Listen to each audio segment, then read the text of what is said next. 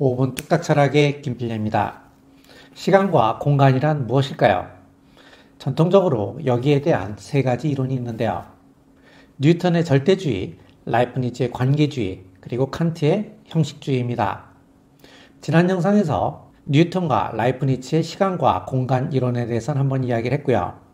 오늘은 여기에 더해서 칸트의 형식주의와 아인슈타인의 시공간 이론을 더해서 한 번에 정리하는 시간을 갖도록 하겠습니다.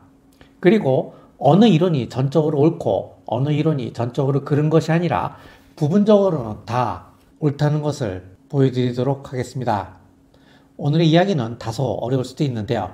가급적 쉽고 짧게 설명하는 시간을 갖도록 하겠습니다. 이번 영상은 지난번에 올렸던 이 영상을 수정한 겁니다. 지난번 영상에서 태권님, 김영철님, 땀쟁이 아빠님을 비롯하여 많은 분들이 잘못된 점을 지적하여 주셨는데요. 이러한 지적에 일리가 있는 부분에 대해서는 영상의 내용을 수정하고 추가로 몇 가지 제 생각을 첨언하였습니다. 좋은 지적을 해주신 분들께 감사드립니다. 이제 시작하겠습니다.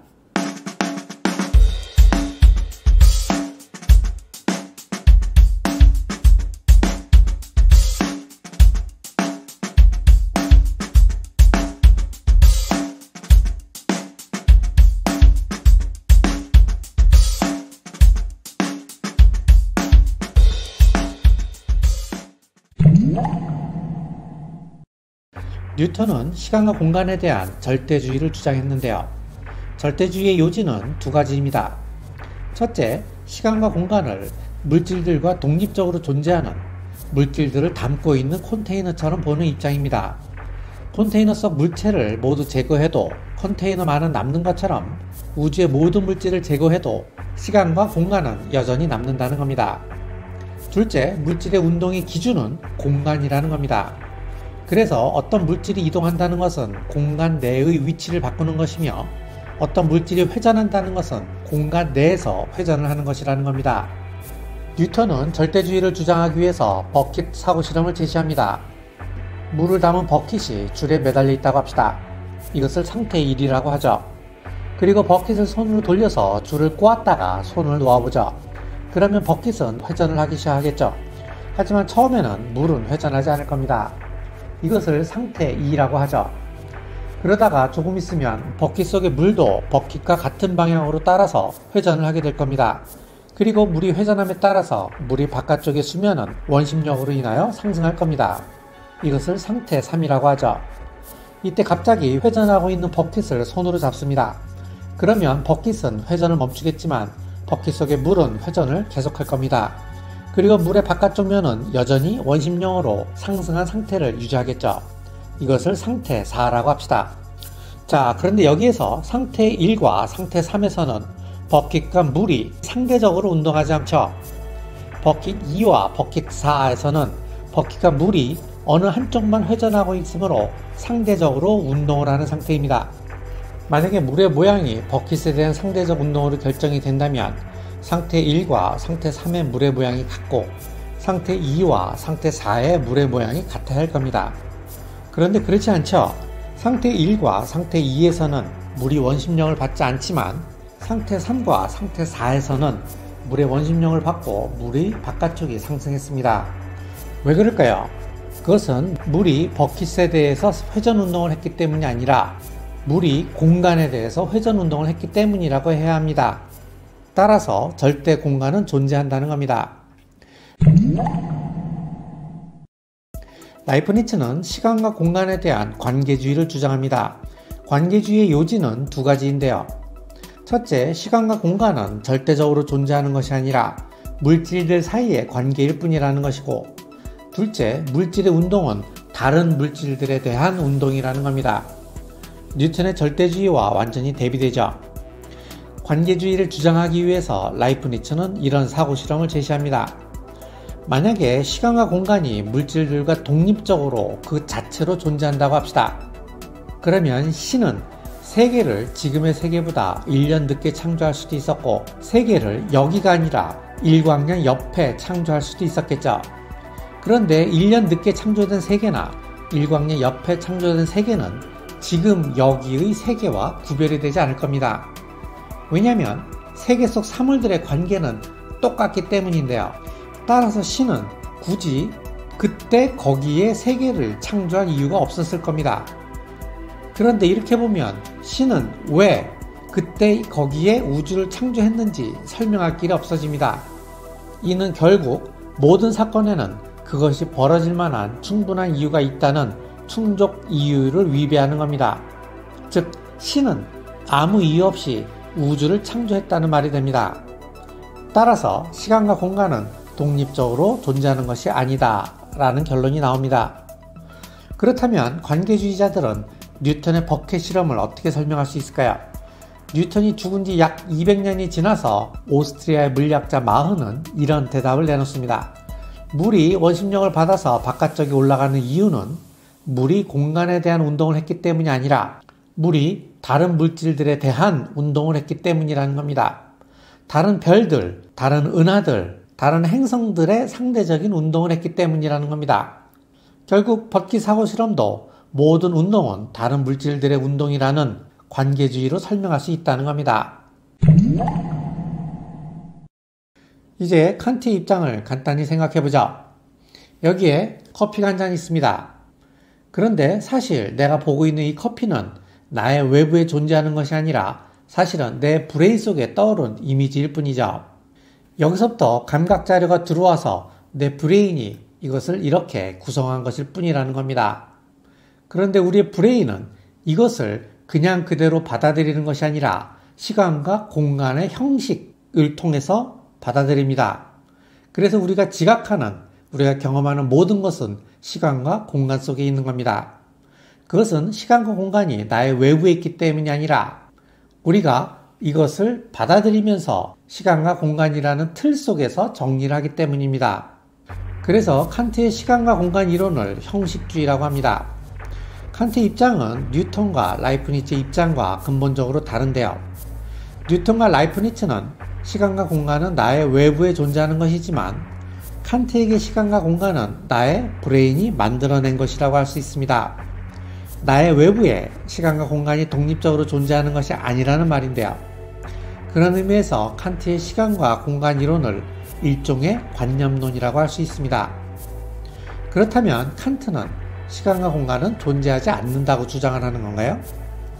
아니에요.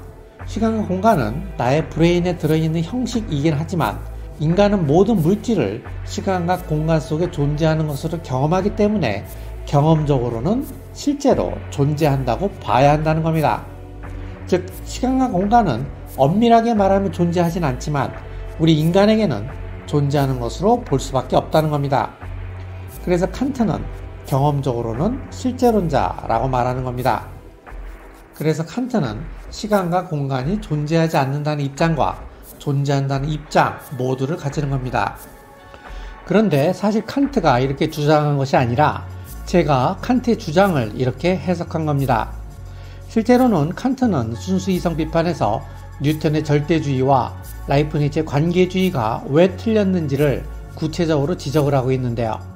칸트가 절대주의와 관계주의 사이에서 어떤 입장을 가졌는지에 대해서는 한국외국어대학교의 이미란 교수님의 공간에 대한 형이상학 이론과 칸트의 비합동적 등가물이라는 논문을 참고하시기 바랍니다.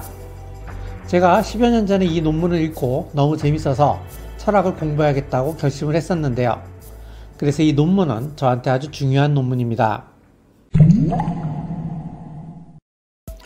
이제 아인슈타인의 상대성 이론에서 말하는 시간과 공간 이론에 대해서 봅시다.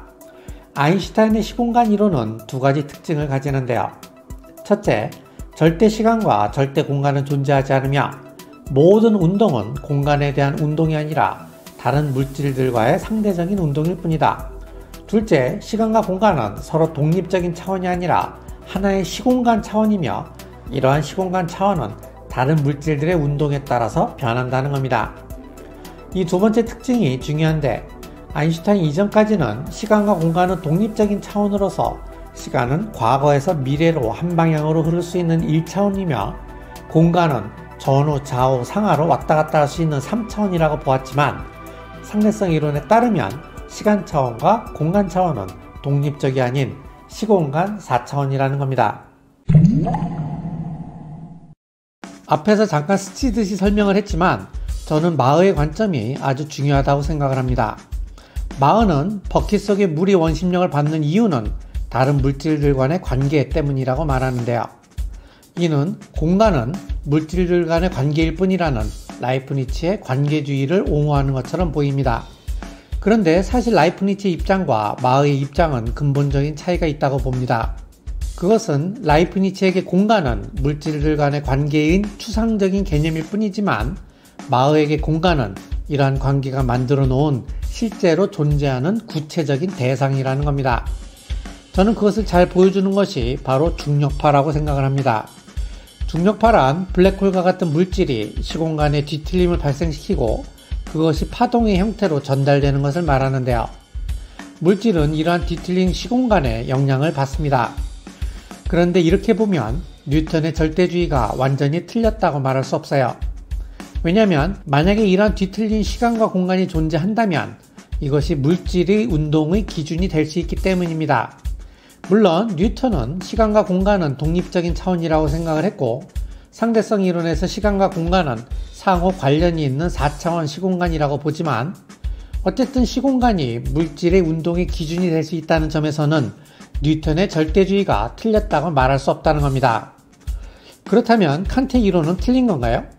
칸트는 시간과 공간은 실제하는 것이 아니라 인간이 대상을 인식하는 형식일 뿐이므로 시간과 공간은 실제로 존재하는 것이 아니라고 하는데 그렇다면 칸트의 이론을 받아들이면 아인슈타인의 이론은 틀렸다고 해야 하나요? 아니에요. 칸트의 입장과 아인슈타인의 이론이 동시에 맞을 수도 있습니다. 칸트의 입장은 인간은 우주를 실험하거나 관찰하거나 경험할 때 인간은 시간과 공간의 틀로서 우주를 인식하기 때문에 시간과 공간은 경험적으로는 실제하는 것이라는 겁니다. 칸트의 이론은 아인슈타인의 이론과 동등한 선상에서 비교할 수 있는 이론이 아니에요. 어찌 보면 칸트의 이론은 아인슈타인의 이론을 메타적으로 조망해주는 이론이라고 말할 수 있습니다. 자, 정리합시다.